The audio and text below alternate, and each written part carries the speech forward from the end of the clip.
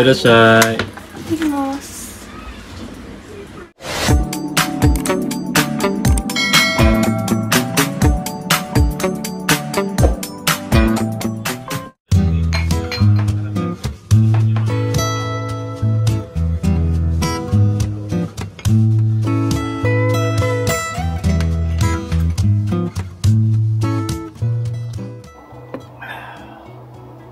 Umiinom po ako ngayon ng hot yuzu. Yung yuzu po para rin siyang lemon. Sa pagkakaalam ko po, ang yuzu ay galing sa Japan. Meron din sa China, pati na rin sa Korea. Tapos ang origin naman ng lemon ay sa Europe saka sa US. Ang difference nila, mas mabango yung yuzu kaysa sa lemon. Mas juicy ang lemon kaysa sa yuzu.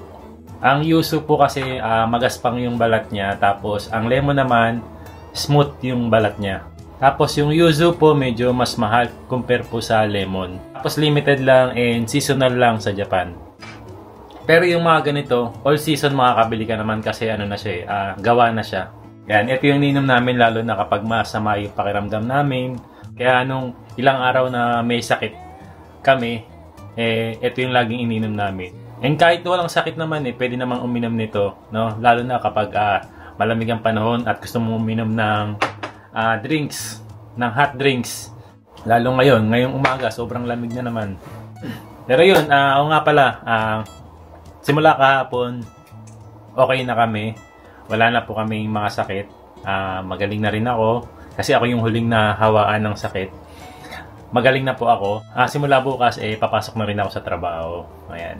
Tapos kahapon, nag-start na rin pumasok ang mga bata sa school. Si Aya, sa awa ng Diyos, hindi naman siya nahawa. Sobrang lakas talaga ng katawan ni Aya. Buti naman hindi na siya nahawa kasi nakakaawa din si Aya kapag nagkakasakit Kaya tignan nyo, sobrang dami rin natin ng orange dito kasi talagang para dagdag healthy ng katawan and iwas sakit na rin, no? Ilang araw nga ako hindi nakapag-ahito kasi sobrang sama ng pakiramdam ko. Gusto ko lang matulog lagi, gusto ko lang magpahinga. And ilang araw din akong hindi nag-vlog kasi nagpahinga lang talaga ako. Pero ngayon, mag-aahit na ako kasi kinabukasan, papasok na rin ako sa trabaho. Ang weather po ngayon is 11 degrees Celsius. Ayan, sobrang lamig sa labas ngayon. Tapos kaninang madaling araw, umabot siya ng 3 degrees Celsius. O nga pala, yung sala namin, dahil okay na ako kahapon, inayos ko siya. Nilipat ko dun yung TV para habang nandito kami sa dining, ayan, habang kumakain kami, nakakanood kami ng TV. Rito yung piano. Then, yung sala, nilagay ko uli rito. Ayan. So, unang gagawin ko, mag-spray muna ako ng disinfectant sa buong bahay para mawala lalo yung mga virus. Ayan. At maging safe pa rin yung loob ng bahay.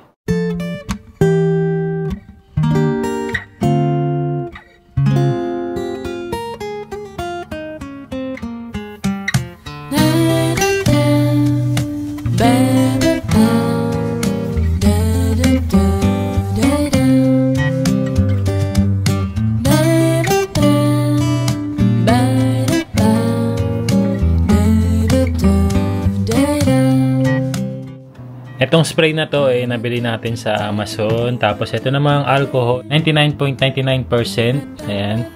Sa Amazon ko rin to nabili. Alam nyo, sobrang timing talaga yung uwi ni Mama, no? Kasi biruin nyo, nung pagka-uwi niya, kinabukasan no, nalaman na namin na merong influenza si Yuna Chang. And yung influenza na yun, nakuha ni Yuna sa school. Kung nababalitaan nyo, talagang kumakalat na naman ang influenza dito sa Japan. Kung nandito si Mama pa noon, sigurado nahawa na rin si Mama kasi mahina na rin ang resistensya ni Mama dahil nga matanda na rin, may edad na rin. O kapag nahawa si Mama, ayun, sobrang hirap.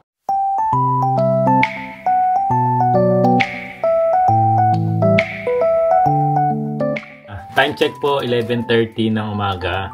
And si Aya pauwi siya ng 12 para mananghalian dito. Kaya magluluto na ako ng tanghalian namin dalawa. Ayan. Naglabas na ako kanina ng karne, ng beef. Ayan. Ita-fry lang natin ng konti ito sa salt and pepper. Tapos, luto rin ako ng broccoli. Ayan. And miso soup. Ayan, lutuin ko na muna to. Last time binili namin ito sa Costco. Ayan. Different type of soup. Merong kimchi, merong tonkotsu, May goma. Asan yung goma? Ito, goma. Ito yung kinain namin last time eh. So, ang dami niyang laman, 32 pieces na. Tapos iba't ibang lasa. Ayun. So, bumili tayo niyan. Ito yung laman niya. Si Mama, binilan din natin ito. Tapos pinauwi natin sa Pilipinas para makain niya. Ang maganda kasi rito, ayan, per ano siya. Nakalagay siya sa ganito. So, isang ganito lang makakain na si Mama. Ayan, nalagyan lang ng tubig. Tapos, lagyan lang niya ng tofu, ng gulay, ng pork, ng beef, kahit mga seafoods. Ayan. Makakaigop siya ng sabaw. Pag naubos to, ayan, bibili uli kami nito.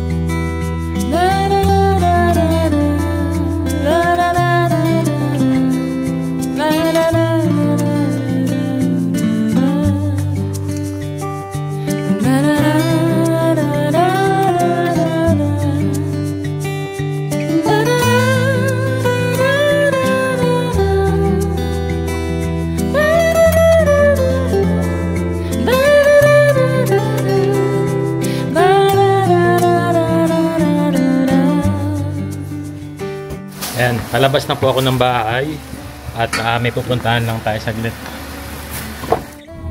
So, pupunta po ako ng school ni Yuna Chang.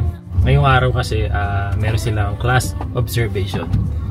Ayan, sakto naman at okay na tayo lahat dito sa bahay. Kaya makaka-attend tayo ng class observation kung saan pupunta yung mga parents para tignan yung mga bata at i-observe sa kanilang klase. Ayan. Bali, 45 minutes ang class observation kay Layuna. Nasakto kasi na nasa trabaho pa si Aya nun. Usually, si Aya kasi ang pupunta doon para mag-observe. Ngayon, nasakto na si Aya naman yung nasa trabaho ngayon at wala tayong pasok ngayon. Kaya ako na yung pupunta.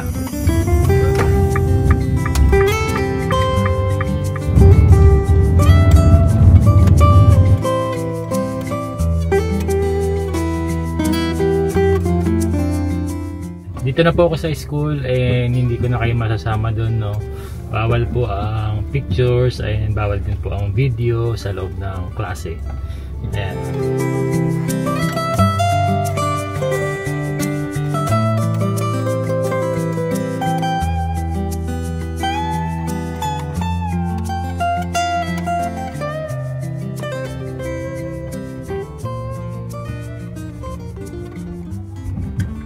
Kakatapos lang po ng class observation. Kasama ko na si Yuna Chang. Papa, どこ行くの次? Ay? Sige, どこ行くの? どこ行くかな? マクドナルド。マクドナルド? 行く? はい。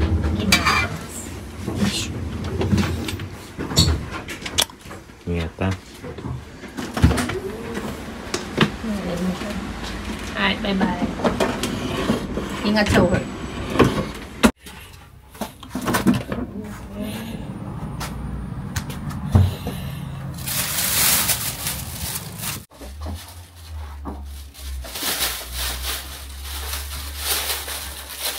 Meron pong dumating sa atin na isang plastic ng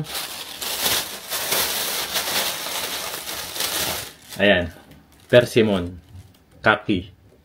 So dahil nga po season na po ng kaki ngayon, autumn season. Ayan, simula ngayon may marireceive na naman tayo na plastic ng persimmon. Ang dami nito oh. Ayan, bilangan natin. 2, 3, 4, 5, 6, 7, 8, 2, 4, 6, 8, 9. 9 kaki. 9 persimmon. Bagong pitas po ito. Sayang hindi naabutan ni Mama. Yan, kasi nung nandito pa si Mama, lagi kayong bumibili sa supermarket ng persimmon kasi gustong-gusto niya itong lasa ng persimmon. Ang presyo nito sa supermarket nasa 120 yen. Ayan. So mga nasa 1,000 yen din itong binigay ni Oya-sang. Si Oya-san po yung may-ari nung apartment na tinutuluyan namin. Alam na yan ng karamihan sa mga nanonood sa atin dito. Ayan, yung aming Oya-san, aming landlady, na lagi kami binibigyan ng prutas, gulay. So, nung summer nga, ayan, mga nasu, carrots, pipino, tapos, ano pa ba yung mga binibigyan? Kamatis. Ngayon naman, dahil autumn season, ang uso ngayon is, ayan, kaki, persimmon. Hindi lang isang beses lang po nagbibigay si Oya-san. Hanggang sa matapos yung season ng kaki, magbibigay yan kasi kaysa matapon, pinamimigay na lang niya sa mga tenant niya rito sa apartment nila. Ayan. Dahil nga papasok na ako sa trabaho ngayon, ayan, nag-aanda na ako ng pagkain ko, mamayang tanghalian. Niluto to ni Aya kagabi. Ayan, adobo. Ito kakainin ni Aya pag uwi niyang tanghalian mamaya. Tapos ako naglagay ng adobo, tapos kanin, saka saging. Ayan. Para sa tanghalian sa trabaho mamaya. Magandang araw po ulit sa inyo. At ako'y papasok na. Ito na nga, babalik na nga tayo sa trabaho. Sobrang na-miss ko yung trabaho ko and kailangan na talagang bumalik ng trabaho dahil natambakan na tayo ng trabaho sa office. Ayan. Sobrang dami kong gagawin ngayon.